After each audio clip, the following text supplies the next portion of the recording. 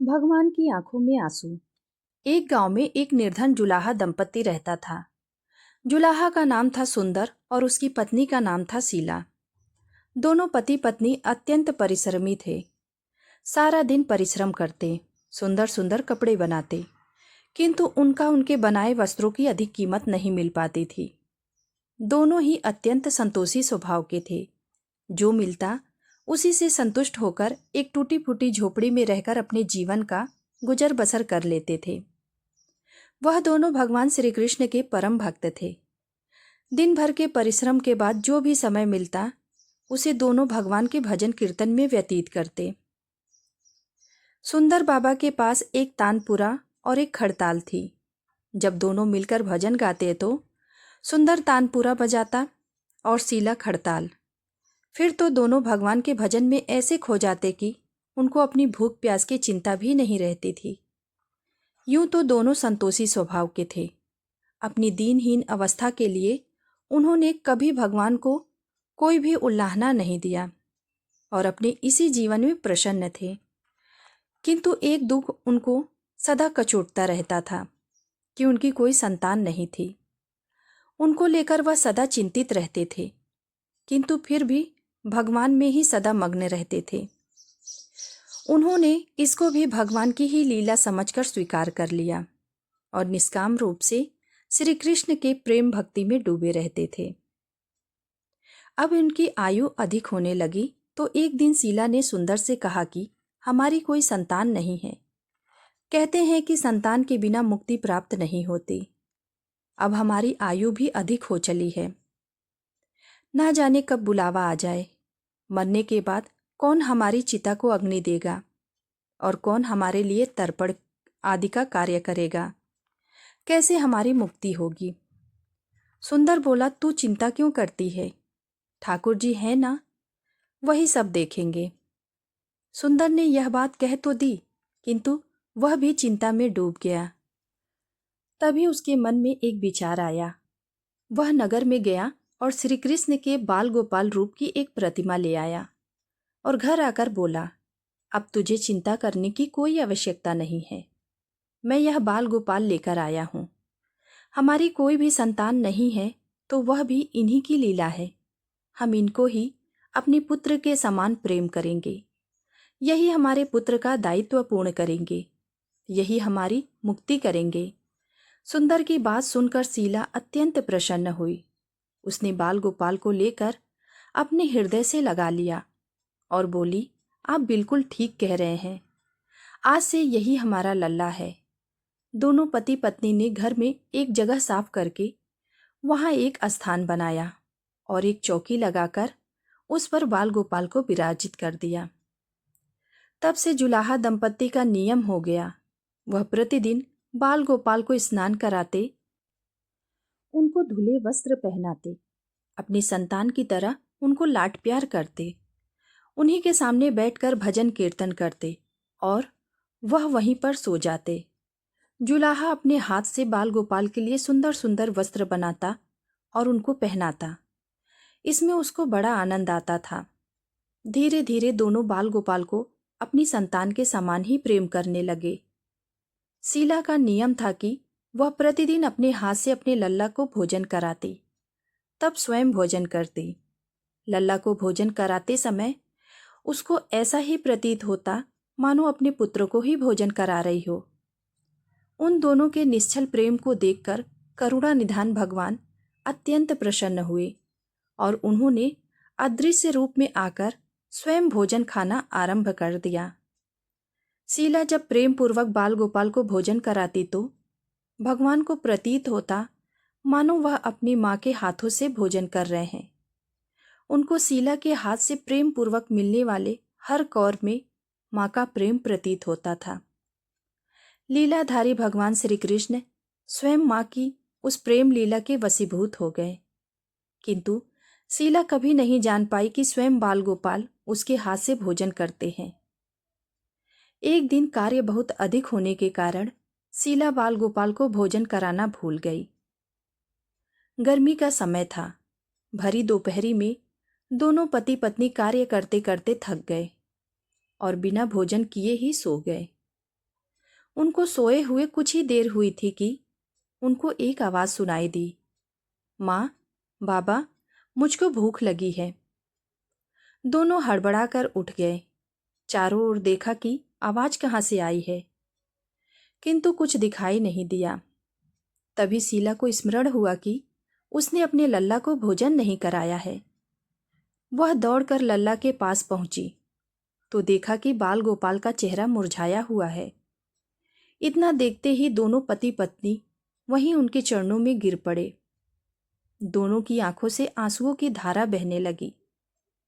शीला तुरंत भोजन लेकर आई और ना जाने कैसा प्रेम उमड़ा कि लल्ला को उठाकर अपनी गोद में बिठा लिया और भोजन कराने लगी। दोनों पति पत्नी रोते जाते और लल्ला को भोजन कराते जाते, साथ ही बार बार उनसे अपने अपराध के लिए क्षमा मांगते जाते। ऐसा प्रेम देखकर भगवान अत्यंत द्रवित हुए और अंतर्मयी भगवान श्री हरि साक्षात रूप में प्रकट हो गए। भगवान अपने हाथों से अपने रोते हुए माता पिता की आंखों से आंसू पोंछे और बोले, प्रिय भक्त, मैं तुम्हारी भक्ति और प्रेम से अत्यंत प्रसन्न हूँ। तुम जो चाहे वर मांग लो, मैं तुम्हारी प्रत्येक इच्छा पूर्ण करूँगा। इतना सुनते ही दोनों भगवान के चरणों में गिर पड़े और बोले, दया निधान, आप हमसे प्रसन्न हैं और स्वयं हमारे सम्मुख उपस्थित हैं। हमारा जीवन तो धन्य हो गया।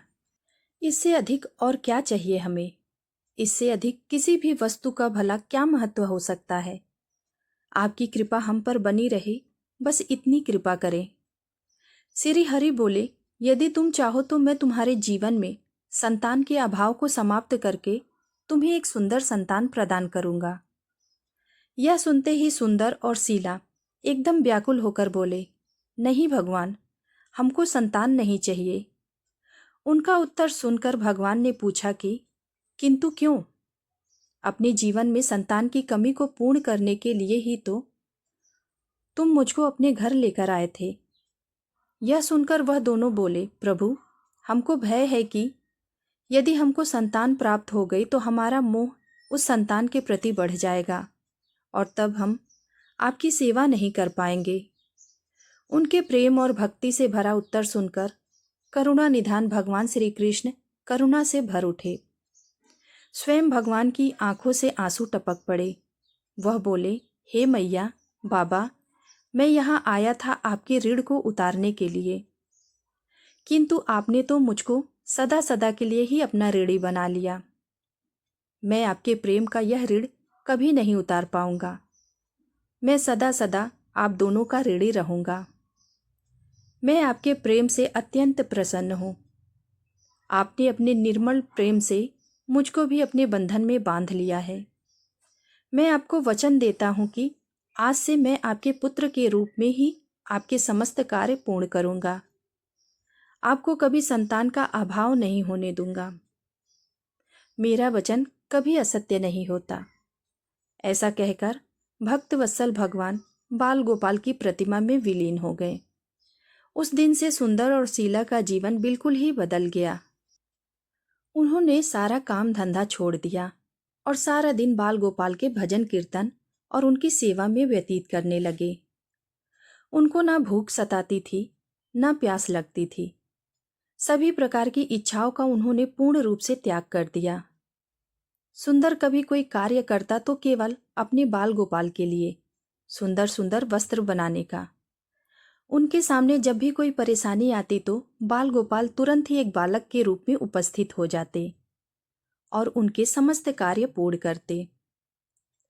वह दंपत्ति और बालक गांव भर में चर्चा का विषय बन गए, किंतु गांव में कोई भी यह नहीं जान पाया कि वह बालक कहाँ से आता है और कहाँ चला जाता है।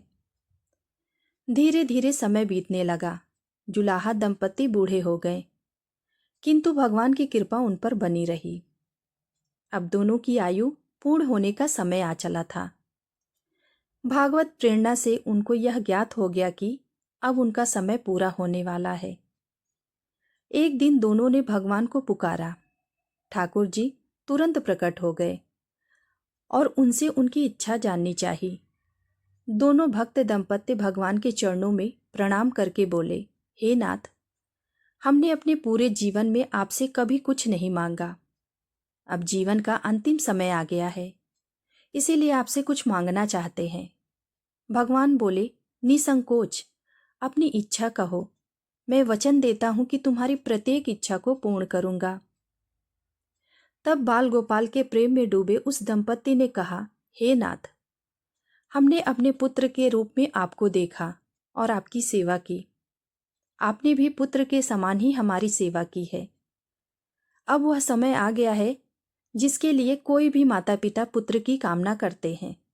हे दीनदयाल, हमारी इच्छा है कि हम दोनों पति पत्नी के प्राण एक साथ निकले। और हे दयानिधान, जिस प्रकार एक पुत्र अपने माता पिता की अंतिम क्रिया करता है और उनको मुक्ति प्रदान करता है, उसी प्रकार हे परमेश्वर, हमारी अंतिम क्रिया आप अपने हाथों से करें और हमको मुक्ति प्रदान करें। श्री कृष्ण दोनों की इच्छा पूर्ण करने का वचन दिए और बाल गोपाल के विग्रह में विलीन हो गए। अंत में वह दिन भी आ गया जब प्रत्येक जीव को यह शरीर छोड़ना पड़ता है। दोनों वृद्ध दंपति बीमार पड़ गए। उन दोनों की भक्ति की चर्चा गांव भर में थी, इसीलिए गांव के लोग उनका हालचाल जानने उनकी झोपड़ी पर पहुंचे। किंतु दोनों का ध्यान तो श्री हरि में रमा हुआ था। उनको नहीं पता कि कोई आया भी है। उसी समय पर एक चमत्कार हुआ। जुलाहे की झोपड़ी एक तीव्र और अलौकिक प्रकाश से भर गया। वहां उपस्थित समस्त लोगों की आंखें बंद हो गई। किसी को कुछ भी दिखाई नहीं पड़ रहा था। कुछ लोग तो झोपड़ी के बाहर आ गए, कुछ वहीं धरती पर बैठ गए। श्री हरि अपने दिव्य चतुर्भुज रूप में प्रकट हुए। उनकी अप्रतिमा शोभा समस्त सृष्टि को अलौकिक करने वाली थी। वातावरण में एक दिव्य सुगंध भर गई। अपनी मंद मंद मुस्कान से अपने उन भक्त माता पिता की ओर देखते रहे। उनका यह दिव्य रूप देखकर दोनों वृद्ध अत्यंत आनंदित हुए। अपने दिव्य दर्शनों से दोनों को तृप्त करने के बाद करुणा निधान लीलाधारी समस्त सृष्टि के पालनहार श्री हरि वहीं उन दोनों के निकट धरती पर ही उनके सिरहने बैठ गए। भगवान ने उन दोनों भक्तों का सर अपनी गोद में रखा, उनके शीश पर प्रेम पूर्वक अपना हाथ रखा। तत्पश्चात अपने हाथों से उनके नेत्र बंद कर दिए। तत्काल ही दोनों के प्राण निकलकर श्री हरि में विलीन हो गए।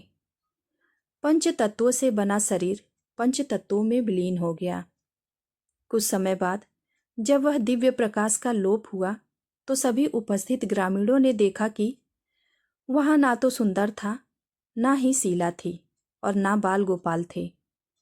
शेष थे तो मात्र कुछ पुष्प जो धरती पर पड़े थे और एक दिव्य सुगंध जो वातावरण में चारों ओर फैली थी। ग्रामीणों ने श्रद्धा से उस धरती को नमन किया, उन पुष्पों को उठाकर शीश से लगाया तथा सुंदर शीला की भक्ति और गोविंद के नाम का गुणगान करते हुए चल दिए उन पुष्पों को श्री गंगा जी में विसर्जित करने के लिए। उम्मीद करती हूँ आप सबको यह कहानी जरूर पसंद आई होगी। ऐसे ही नए नए कहानियों से जुड़े रहने के लिए कृपया हमारे चैनल को लाइक और सब्सक्राइब जरूर कीजिएगा। धन्यवाद।